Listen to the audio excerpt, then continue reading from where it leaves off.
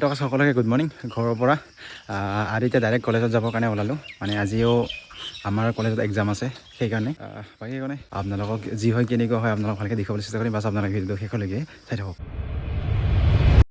আৰু এতিয়া আহিয়ে ডাইৰেক্ট গাড়ীতখিনি উঠি ল'লোঁ এক্সাম আছে 9টাৰ পৰা আৰু ৰাস্তাও বহুত দূৰ কমচে কম 25 কিলোমিটাৰমান হয় সেইকাৰণে সময়মতে যাই নাপালে বহুত বেয়া হয় আৰু এতিয়া মই গৈ থাকোঁ আৰু আহি কলেজখনত আহি পালোঁ আৰু এতিয়া আমি ডাইৰেক্ট এক্সাম হলত গৈ আছোঁ মানে সময়খিনি বহুত হ'ল A few moments later 2 ঘণ্টা এক্সামত বহি আৰু এতিয়া ওলাই আহিলোঁ ওলাৰ পিছতে মানে কমন ৰুমত আহিলোঁ আৰু এতিয়া আমি গৈ থাকোঁ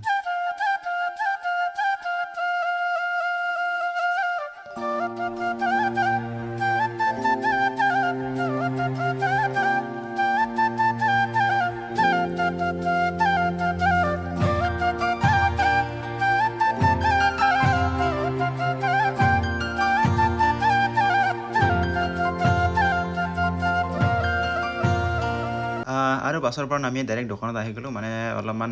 মাথাখিনি অলপমান বিষ ধৰি আছিল সেইকাৰণে মানে আমাৰ ম'ম'খিনি খালোঁ মানে ইয়াত ম'ম' খাই কিনে মজা লাগে মানে সেইকাৰণে এতিয়া ম'ম' চুপখিনি খাই আছোঁ বাকী একো নাই এতিয়া আৰু আধালৈকে আহি পালোঁ আৰু আধাৰ পৰা ঘৰত যাব লাগে আৰু তেতিয়া আপোনালোক ডাইৰেক্ট ঘৰ লগ পাম আৰু অলপ টাইম ৰেষ্ট কৰি ডাইৰেক্ট ফিল্ডত লৈ বুলি ওলালোঁ মানে ফিল্ডত মানে ফুটবল খেলিবলৈ যাম আৰু এতিয়া মই এনেকৈ গৈ আছোঁ A few moments later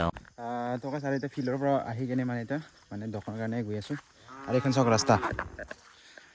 মানে এবাৰ পানী পৰিল বা নপৰিল কিন্তু ৰাস্তাখিনি অৱস্থা বেয়া মানে একেবাৰে এখন চাওক বাকী একো নাই আপোনালোকক দেখুৱাই আছোঁ আৰু এতিয়া ফিল্ডত আহি পালোঁ যিহেতু কালি পৰহিৰ পৰা আমাৰ ইয়াত পূজা আছে সেইকাৰণে মানে ইয়াত পেণ্ডেলখিনিও ধুনীয়াকৈ বনোৱা হৈ আছে আৰু যদি আহিব বিচাৰে আপোনালোকে আহিব পাৰে